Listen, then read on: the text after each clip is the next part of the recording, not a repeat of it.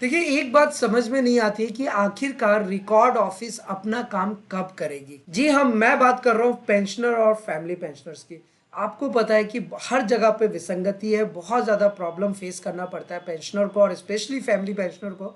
तो ऐसे में रिकॉर्ड ऑफिस अपना काम तो करती नहीं है। अब इसके लिए अलग से आपको लाइक हेल्प लेना पड़ता है, गाइडेंस लेना पड़ता है, तब जा करके आपका प्रॉब्लम शॉर्ट आउट होता है और बहुत दिन बाद होता है। तो आखिरकार ये विसंगति कब दूर होगी, इसी के बारे में आज हम लोग डिस्कस करेंगे। और वीडियो काफी छोटा होगा, इसलिए आप शुरू से लेकर लास्ट तक जरूर देखिएगा। और आपसे एक रिक्वेस्ट और करेंगे कि अगर अभी तक आपने ईटीएच इंडिया चैनल को सब्सक्राइब नहीं किया है, सब्सक्राइब कर लीजिए, बेल आइकन को दबा दीजिए, सो दैट ऐसे लेटेस्ट इन्फॉर्मेशन आपको हमेशा मिलते रहे। अब चाहे वो 18 महीने का बकाया डीए एरियर हो, नए साल में 8वां वेतन आयोग हो, हर टॉपिक्स को हमने बहुत ही सरल तरीके से कवर किया है। और देखिए, हमेशा हमारी यही कोशिश रही है कि आपके साथ सही और सटीक जानकारी शेयर करें। तो यहाँ पर आप देख ही सकते हैं, फिलहाल हम आ गए स्पर्स पेंशन पोर्टल पे।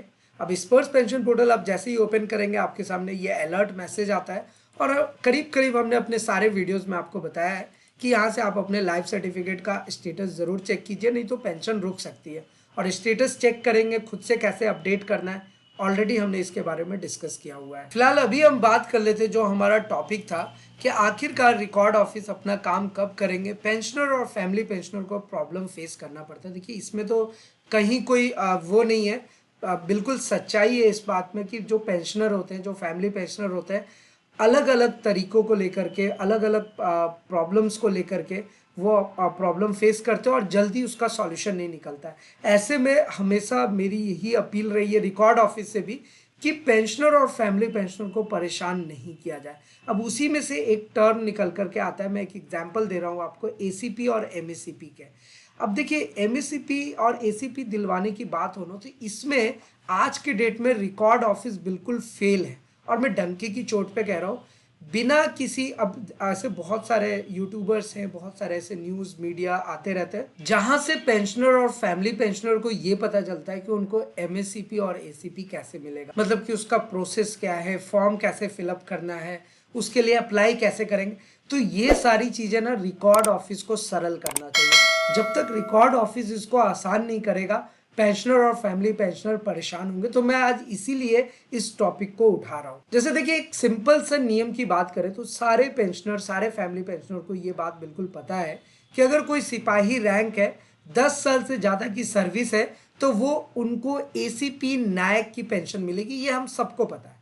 सेम इसी तरीके से अगर मान लीजिए कोई नायक है, 20 साल से ज्यादा की सर्विस है, तो उनको एसीपी हवलदार की पेंशन मिलेगी। ये चीज तो हमें पता है ना। लेकिन होता क्या है कि आप इस कैटेगरी में लाई करते हैं। और आज भी स्पेशली फैमिली पेंशनर के केस में तो ऐसा देखा गया है ना कि रिकॉर्ड ऑफिस वाले बिल्कुल सो जाते हैं। और मेरी बात से जो लोग सहमत हैं, नीचे कमेंट करके जरूर बताएं। देखिए, आज भी ऐसे बहुत सारे पेंशनर हैं, बहुत सारे फैमिली पेंशनर हैं जो कि एलिजिबल है, जैसे कि वो नायक रैंक से रिटायर्ड हुए और वो एसीपी हवलदार की पेंशन लेने के लिए एलिजिबल है, बट आज तक उनको जो पेंशन दिया जा रहा है वो वही नायक वाला पेंशन चल रहा है। अब रीजन क्या है इसके पीछे? इसके पीछे रीजन विसंगति जो है, कमियां जो है वो यही है कि पेंशनर अपना आवाज उठाएंगे नहीं, क्योंकि जाहिर सी बात है पेंशनर को पता है कि सब कुछ अप टू डेटेड है, हमें सही तरीके से मिल रहा है। और रिकॉर्ड ऑफिस तो सोया हुआ है, वो इसके ऊपर ध्यान ही नहीं दे रहा।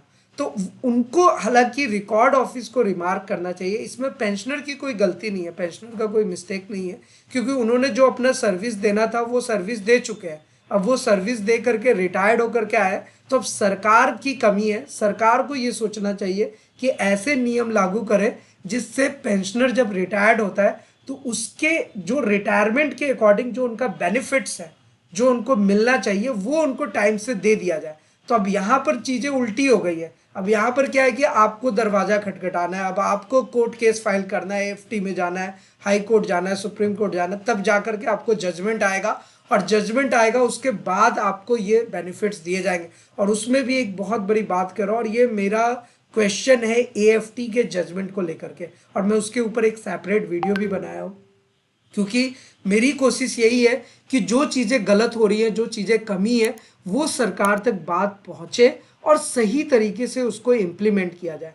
अब एएफटी के केस में तो बिल्कुल फेल्ड है सरकार। अब मान लो कि अगर आपने एएफटी के थ्रू केस करा, आपके पास जजमेंट भी आ गया, एएफटी के अकॉर्डिंग आपका ऑर्डर शीट भी आप ही के फेवर में सब कुछ है, लेकिन उसका पैसा नहीं मिल रहा, 3-3 4 साल हो गए जजमेंट को, तो अब ऐसे में क्या करें? पेंशनर हमसे क्वेश्चन पूछते हैं, तो मैं तो उनको यही एडवाइस करता हूँ कि एएफटी सच में नहीं सुन रहा, क्योंकि और भी पेंशनर की ऐसी प्रॉब्लम है, तो इट इज बेटर कि आप हाई कोर्ट या फिर सुप्रीम कोर्ट जाएं, वहीं से आपको सॉल्यूशन निकल सकता। तो देखिए, कम टू द टॉपिक हमारा यही था कि जो पेंशनर और फैमिली पेंशनर प्रॉब्लम फेस कर रहे हैं, अभी जैसे मैं एक एग्जांपल आपको दे रहा हूँ एसीपी और एमएससीपी को लेकर के, पेंशनर एलिजिबल है, उनको मिलना चाहिए, लेकिन उनको नहीं मिल रहा है, तो अब ऐसे में अब फैमिली पेंशनर क्या करेंगे? तो मैं तो यही कहूँगा कि हम लोग जो कम्युनिटी बनाए हैं बेसिकली एटीएस इंडिया में, आप लोग भी हमारे साथ जुड़े हैं, तो आप भी दूसरे पेंशनर की हेल्प करें, उनको बताएं। देखिए, इसके लिए मैंने ऑलरेडी आपको बताया है कि अगर आपको एसीपी या एमएससीपी लेना है तो फैमिली पेंशनर आप कैसे इसकी कैसे ये ले सकते हैं, इसके लिए आपको रिकॉर्ड के थ्रू कार्रवाई करनी होगी, कुछ फॉर्म्स हैं, कुछ मतलब उसके फॉर्मेलिटीज़ हैं जो पूरी करनी पड़ती है, देन आप उसके लिए एलिजिबल हो जाते हैं और फिर उसके बाद आपको मिलना शुरू हो जाता है। तो वो मैंने दूसरे वीडियो में ऑलरेडी बहुत ही डिटेल्ड में बताया हुआ है, उस वीडियो का लिंक भी आपको नीचे डिस्क्रिप्शन में मिल जाएगा।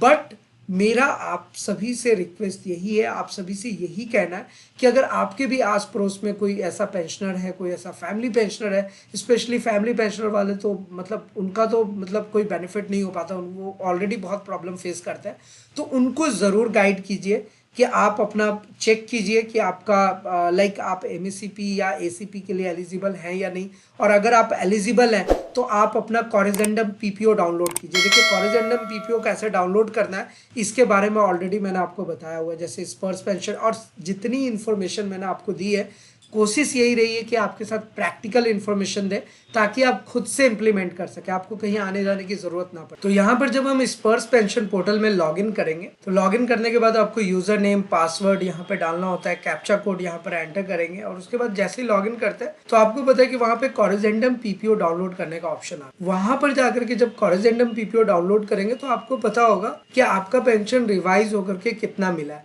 तो ये चीज़ ना आपको खुद से चेक करना होगा, और आप एक बार चेक कीजिए, इसके बारे में ऑलरेडी हमने दूसरे ट्यूटोरियल्स में आपको बताया हुआ है। अगर आप एटीज इंडिया के चैनल पे जाएंगे तो वहाँ हमने दूसरे वीडियोस में आपको ऑलरेडी इसके बारे में डिस्कस करके बताया था कि किस तरीके से आप अपना कॉरिजेंडम पीपीओ डाउनलोड कर सकते हैं, और उसके आधार पर देख सकते हैं कि आपका जो करंट पेंशन है वो कितना रिवाइज हुआ है, कितना आपको मिल रहा है। अब उस कैटेगरी में अगर आप एसीपी या एमएससीपी के लिए एलिजिबल होते हैं तो आप डेफिनेटली रिकॉर्ड ऑफिस को कॉन्टेक्ट करें, और उसका जो एक फॉर्मेलिटी है उसको पूरा करना है, उसमें फॉर्म्स वगैरह हैं वो सब फिलअप करेंगे, तब जाकर के आपका काम होगा। अब इसके लिए ना आपको भी एक्टिव रहना पड़ेगा, देन आप इसका सॉल्यूशन निकाल सकते हैं। अब सेम इसी तरीके से मैंने आपको बताया कि बहुत जगह पे पेंशनर और फैमिली पेंशनर को एएफटी जाना पड़ता है, तो एएफटी का जजमेंट जो आ रहा है वो पेंशनर के फेवर में आ रहा है, बट उनको रिजल्ट नहीं मिल रहा है। तो ऐसे सिचुएशन में भी मैं आपको यही रिकमेंड करूंगा कि हाई कोर्ट या सुप्रीम कोर्ट का सहारा ले सकते हैं। अब एक टर्म जैसे एसीपी और एमएससीपी की हम बात कर रहे थे, जो पेंशनर हमेशा प्रॉब्लम फेस करते हैं, एक आता है नॉशनल इंक्रीमेंट का। अब जैसे मान लीजिए कि आप 30 जून को रिटायर्ड हो गए, ठीक है, और आपका इंक्रीमेंट आने वाला था 1 जुलाई को, तो जो आपका एरियर बनेगा नॉशनल इंक्रीमेंट का वो 1 जुलाई से ही बनेगा जब आप रिटायर्ड हुए। लेकिन इसमें भी एक प्रॉब्लम है और एक छोटा सा पेज है, इसको जरूर अच्छे से समझिएगा। हालांकि इसके ऊपर भी हमने एक सेपरेट वीडियो बनाने वाले हैं जहां पर हम सिर्फ और सिर्फ नॉशनल इंक्रीमेंट के बारे में बात करेंगे। वो बात ये है ना कि मान लो कि आप बहुत पहले रिटायर्ड हो गए 30 जून को, आपको इंक्रीमेंट मिलना था 1 जुलाई को, जो कि नहीं मिला, तो अब आपको पता है कि नॉशनल इंक्रीमेंट या तो 1 जुलाई से कैलकुलेट होगा या फिर 1 जनवरी से। तो आप रिटायर्ड पहले हो गए, आपको वो इंक्रीमेंट मिला नहीं, तो वो ना जिस दिन आप रिटायर्ड होते हैं उस दिन से कैलकुलेट नहीं होता। मतलब कि सुप्रीम कोर्ट का जो ऑर्डर आया था वो आया था, सुप्रीम कोर्ट ने ये किया था कि 2023 से आपका कैलकुलेट होगा। तो आप मे बी रिटायर्ड कभी भी हुए हैं, बट आपका कैलकुलेशन जो है वो 2023 से आएगा। अब ये सब जो पॉलिसीज है ना, ये गवर्नमेंट की मतलब भारत सरकार की पॉलिसी सही नहीं है पेंशनर और फैमिली पेंशनर के हक में, इसको तो बिल्कुल भी नहीं बोलेंगे, क्योंकि यहाँ पर ये सब प्रॉब्लम्स ना लगातार देखने को मिल रहा है। अब इसी तरीके से आप 1 रैंक 1 पेंशन की बात करें, जेसीओ, ओआरस की बात करें, पीएमआर की बात करें, हर जगह पे प्रॉब्लम है और ये प्रॉब्लम का सॉल्यूशन निकलना चाहिए। और हम लोग कोशिश यही करते हैं कि ऐसा इन्फॉर्मेशन हो जो जहाँ पे कमियां हैं भारत सरकार उस पर काम करे और उस पर एक रिजल्ट निकाल करके ला सके। तो बेसिकली वीडियो बनाने का पर्पस यही था कि अगर आप भी एसीपी एमएससीपी के लिए एलिजिबल है, नेशनल इंक्रीमेंट के लिए एलिजिबल है, आप खुद से कार्रवाई करें, क्योंकि आज के डेट में सच में ये बात तो बिल्कुल सही है कि रिकॉर्ड ऑफिस कुछ नहीं कर रही। आप यहाँ कहाँ तक सहमत हैं आप नीचे कमेंट करके ज़रूर बताइएगा, और अगर आप अपना कोई एडवाइस या सुझाव देना चाहते हैं तो वो भी आप हमारे साथ शेयर कर सकते हैं। फिलहाल आज के इस वीडियो में इतना ही, फिर मिलते हैं किसी नेक्स्ट इंटरेस्टिंग वीडियो में। तब तक के लिए इस्लाम दो और प्रणाम, शस्त्र अकाल, कीप वॉचिंग, कीप स्माइलिंग, अपना और अपने साथ सबका ख्याल रखें। जय हिंद, वंदे मातरम।